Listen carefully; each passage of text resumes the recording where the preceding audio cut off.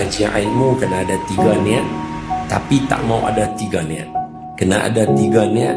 Niat yang kena ada, nombor 1, ikhlas kerana Allah untuk menghilangkan kejahilan diri.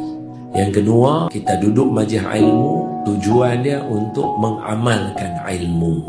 Nombor 3, duduk dalam majlis ilmu, tujuan dia untuk mengajak orang yang tak tahu. Jangan ada 3 niat. Apa dia? Pertama, main mengaji untuk menyombong.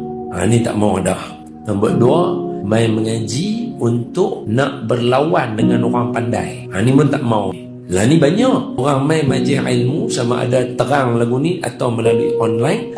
Tujuan dia nak lawan dengan kita. Kita tak mau. Kita tak mau cari musuh. Kalau dia berkata kita bodoh, memang bodoh.